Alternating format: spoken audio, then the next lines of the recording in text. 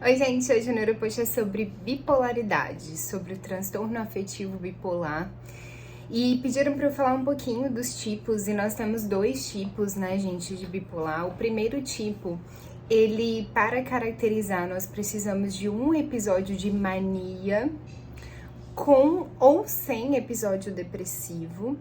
E o tipo 2, nós precisamos de um episódio de hipomania seguido, né, de um episódio depressivo ou um episódio depressivo seguido de um episódio de hipomania.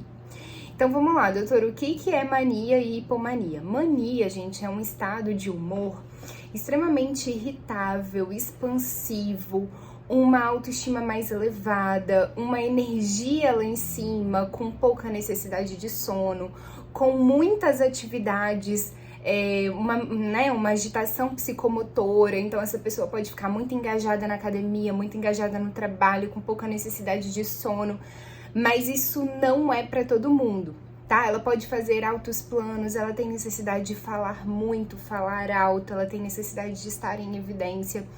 Mas assim, os mais marcantes são de fato essa característica da irritabilidade, a característica de se colocar em situações perigosas. Então essa pessoa ela pode fazer dívidas, ela pode se envolver com muitas pessoas, sexualmente falando, ela pode dirigir em alta velocidade, beber muito, tá certo, gente? Então essas são as características da mania. E a hipomania, doutora, é menos do que isso.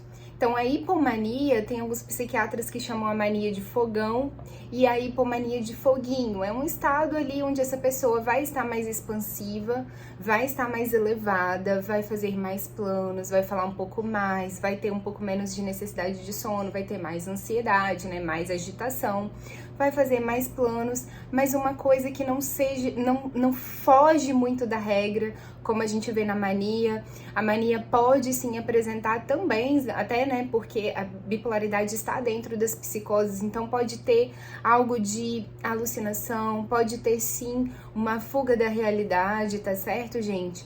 Então, essas são as características. Doutora, por que é muito difícil? Por que a bipolaridade a gente pode demorar até 1 ano ou mais para caracterizar? Porque alguns estudos mostram que a maior parte das pessoas não ficam muito tempo nesse período de mania, tá certo?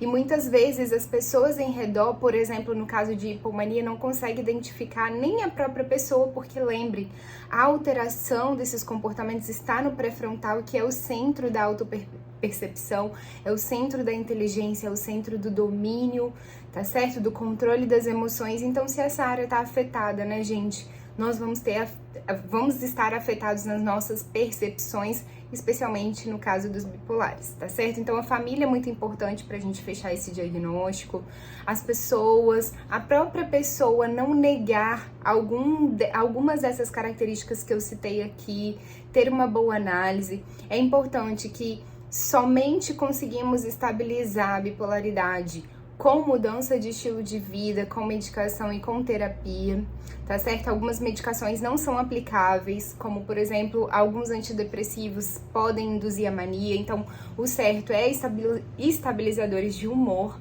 e antipsicóticos para tratar a bipolaridade. Então a gente tem que ficar muito atenta com esses detalhes, tá certo, gente? Tendo mais dúvidas sobre essas características, coloca aí pra mim. Beijo!